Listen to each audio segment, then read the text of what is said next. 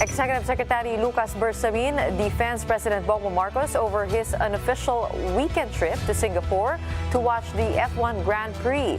Speaking to reporters, Bersamin said he is not aware if the funds used for the trip came out of the president's own pockets. But the executive secretary says this is not relevant. He explains Marcos met with, quote, many people during his stay in Singapore who the official notes were very relevant to the country's business activities. Bersamin also believes that Marcos is under no obligation to disclose where the funds were sourced, saying that the president was still performing his job even though his Singapore trip was not an official state visit. To give us his take on the matter, we have with us on the show Senate Minority Leader Koko Pimentel. He's joining us via Zoom. Welcome to the big story, Senator Pimentel.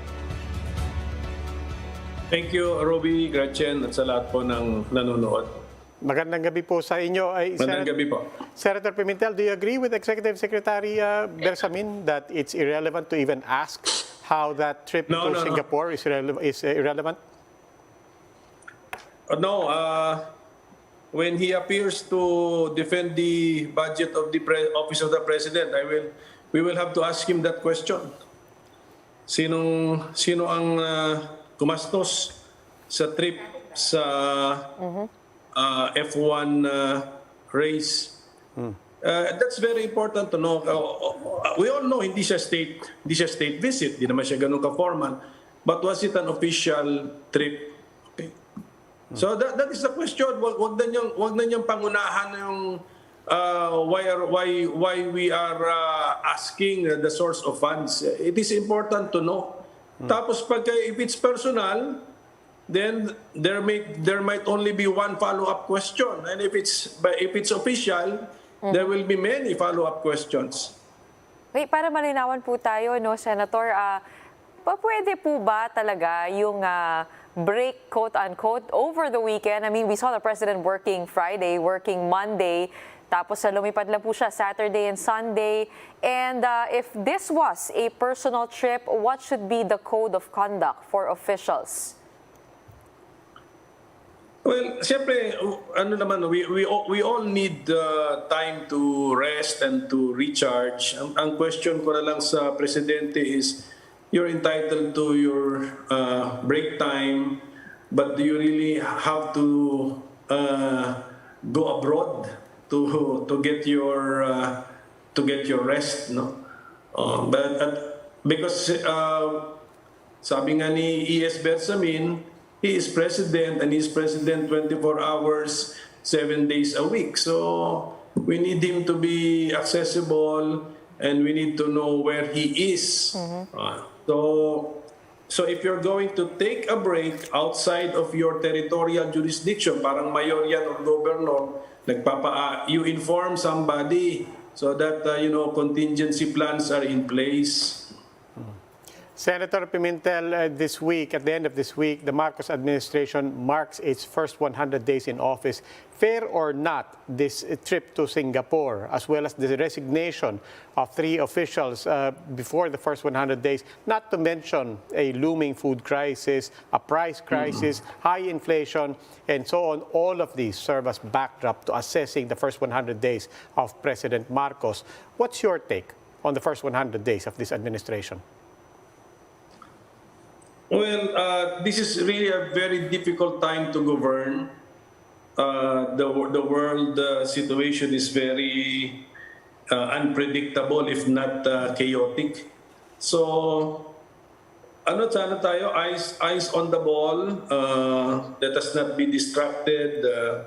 Let us give our responsibilities 100% of our focus and attention. So you're entitled to a break, pero can you not do it within the country? Must you go abroad just to have a break?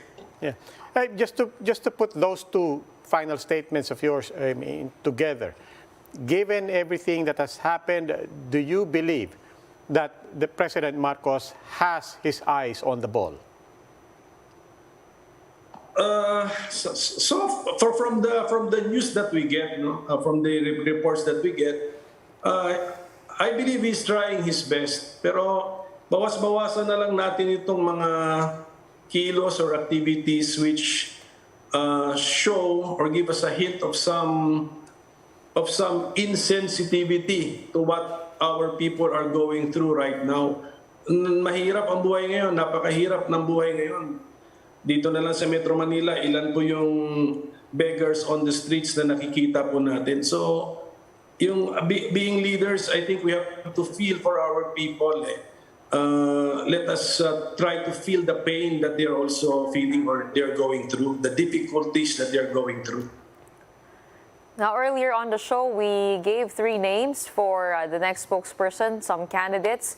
Any opinion on who should be spokesperson moving forward as well as chairperson for the Commission on Audit? And what can you say about the recent resignations and how tumultuous it has been for cabinet positions? Well, this is not, the resignations are not good developments or signs for the administration. Pero it's early days of the administration. They're fixing their team. Siguro separate. They may have made some. They must have made some. Hindi naman siguro wrong choices, but